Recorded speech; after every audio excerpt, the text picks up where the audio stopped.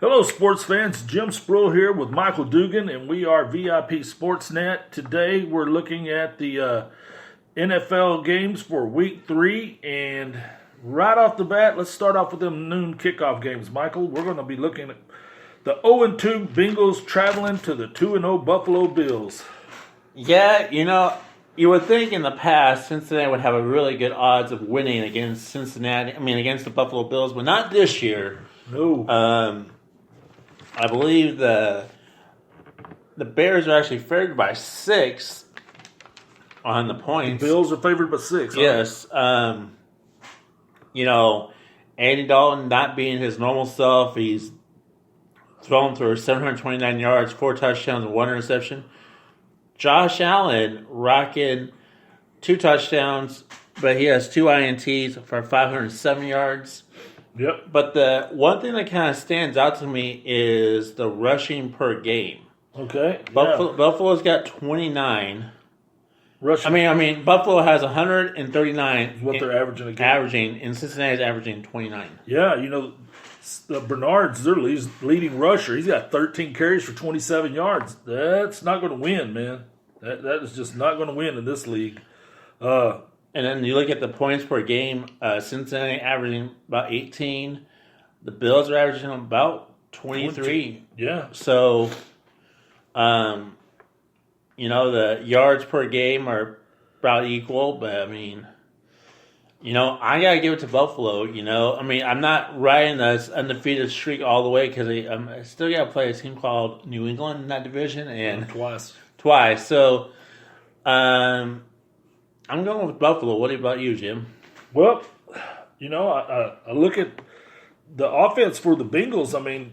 They're ranked 11th offensively in the league and 25th defensively. Andy Dalton's not really having all that bad of a year. Ross the third, their former first-round pick, wide receiver there, he's averaging, he's got 11 catches for 270 yards and 3 touchdowns through 2 games. But also, A.J. Green, his top wide receiver, has been injured for... Yeah, but this guy here, they play different games. Ross is pure speed guy. He'll take the top off the defense. And then you look at the Buffalo Bills, they're ranked in the top 10 in both offense and defense. Who saw that coming? They got the 9th-ranked offense and the 6th-ranked defense. Devin Singletary, averaging 12 yards a carry, 12.7 yards a carry. And, Brown's the leading receiver, 14 catches, 195 yards and a touchdown.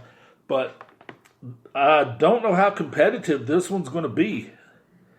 The Bengals are allowing 419 yards a game, and Bills only allowing 311. I just don't know if they can run the, from the look at that at paper, it just doesn't look like the Bengals will be able to rush the yards against the Bills. The Bills are very stout up front, and they're just dynamic right now because no one predicted this start for these guys, and they are very, very tough, physical football team. They get after you. They're playing at home. I'm thinking maybe a 3-0 start for the Bills. Like I said, Andy Dalton's not playing that bad. They can throw the ball. They will throw the ball, or they attempt to. And I still don't think they're going to be able to score enough points to beat the Bills. So give me the Bills on this one. So you got the Bills. So we both got the Bills in this game.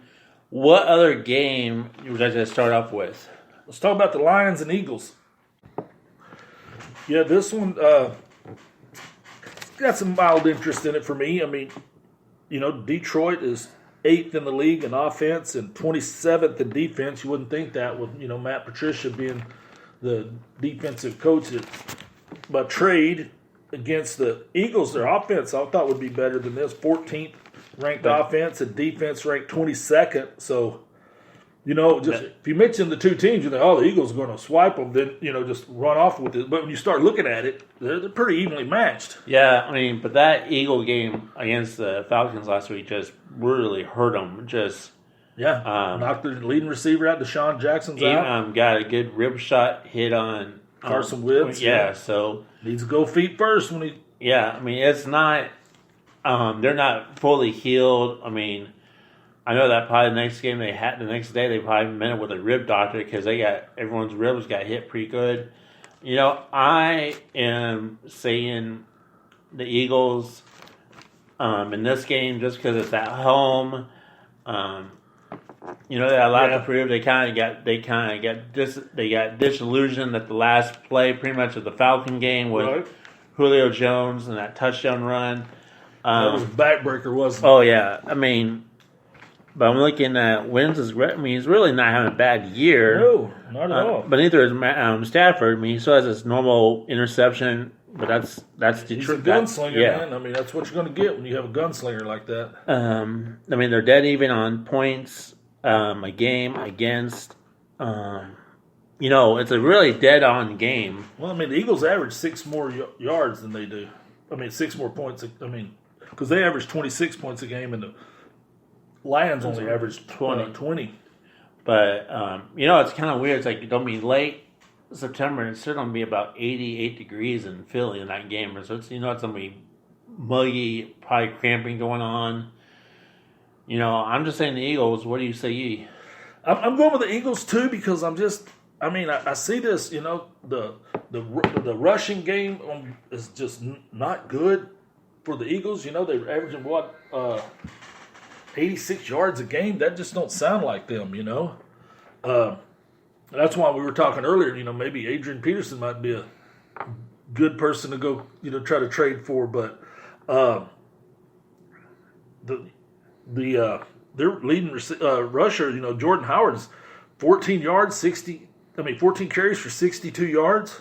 And I know, they got a, running back by committee, but 86 yards a game, just, and Kerryon Johnson for the Lions, 28 carries, 90 yards. And then, Galladay at receiving 12 for 159, 2 TDs. And like we mentioned for the Lions, their leading receivers out. So now it falls to Nelson Aguilar, who's got 10 catches for 118 yards and a touchdown.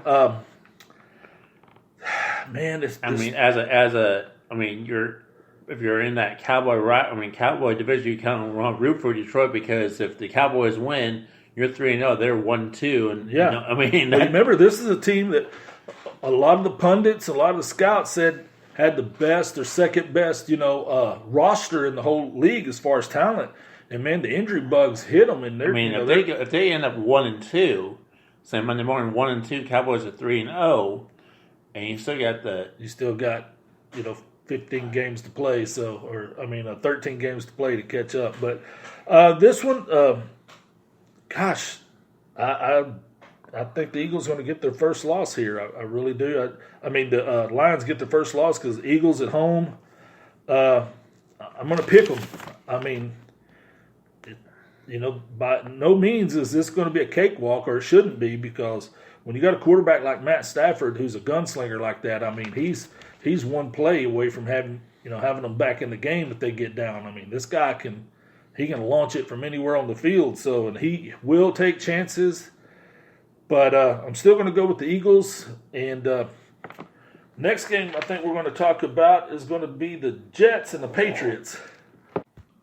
Because this one has all the earmarks of a rout. The Patriots are 5th in offense, number 1 in defense. You look at the Jets; they're 31st in offense and 21st in defense. Luke Falk's the starter. Washington State. Yep. 20 of 25 for 198 yards. Le'Veon Bell's leading rusher with 38.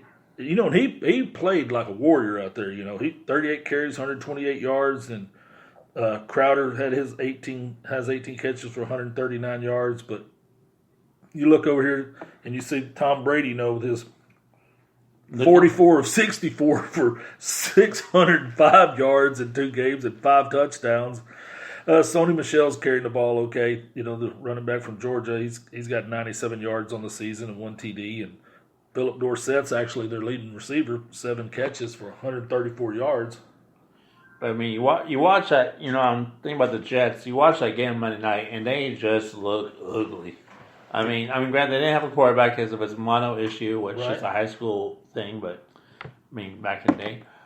But This game is the Patriots were favored by 22 points. That game, and then another game everyone kind of pretty much knows, the Cowboys of Miami. But to be favored by 22 points, that's kind of like a college game, you know. Yeah, to be favored by that much over another professional football team. That's a big. I mean, I thought this looks like a Alabama college. Alabama versus Vanderbilt. Yeah. I mean, but you know, what can I say? What can you say about New England? Tom Brady looks like he got the fountain of youth this year. TB12. He's not. He does not look that. He doesn't look his age on the field. You know. Yeah, they're. Averaging 318 yards a game passing. I mean, they are at home.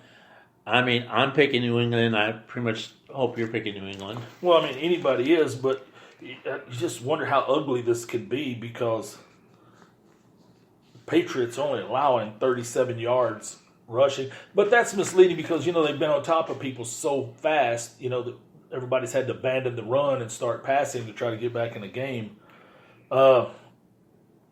It's just the points allowed per game, 1.5 for season. I was like, whoa, versus, 20 points a game.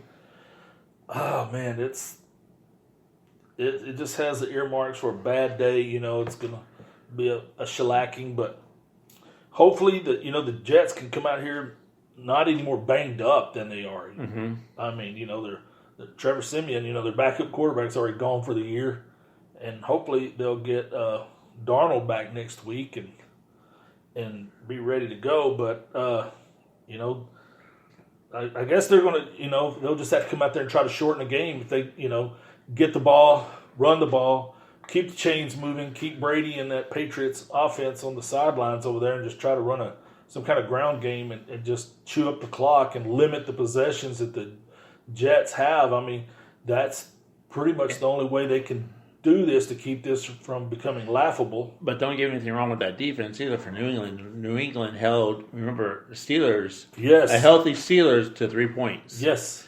I mean, so the defense is nothing to sneeze about. It's not like It's not like they have the Kansas City defense that gives up the touch. Yeah. This defense is very good. Yeah, and the thing about it, okay, they did play the Dolphins, but they're not playing the Dolphins every week. So, they like you said, they did play a healthy Steelers team right off the bat, and they slugged them. So, yeah, this one right here doesn't look like it's going to be a fun one if you're a Jets fan. But our next game on the list, we're going to take a look at the Atlanta Falcons traveling to Indianapolis to play the Colts. At first glance on this one, I would just, as a knee-jerk, I'd pick Atlanta over the Colts, because you think of all the weapons and everything that Atlanta has on paper. And then, you look at the Colts and you see that Marlon Mack, their leading rusher, 45 carries, 225 yards, and a touchdown. And T.Y. Hilton, 12 catches for 130, 3 touchdowns. They're both questionable with injuries this week. And then you start looking at the reality of everything. You're like, Matt Ryan's got 5 touchdowns. Like, hey, it looks good. But he's got 5 picks. And that's only week 3. I mean, that's really high. Compared to the Indianapolis. I mean. But like I said, the Atlanta game was a very bruising game for both of them, for both the Eagles and the Falcons. Yes. And I'm going for Indianapolis to win it. Because they're home. Home, and, that defense, I think, will put the pressure on Matt Ryan. I mean, Matt Ryan will throw more interceptions. And T.Y. Hilton's still questionable, but... And, if he's healthy and he's ready to go, he can step it up. So I'm going for the Colts. Well, man, I would like to, but there's some, and I just look at the roster, and, and I see, it's Calvin Ridley as their leading receiver, the second-year man out of Alabama, 12 catches, 169 yards. And I'm like, wow, he's the leading receiver on a team that's got Julio Jones. Mm-hmm. And, okay, Ito Smith's their leading rusher, 10 carries for 63 yards. But man, you look over there and you see Matt Ryan.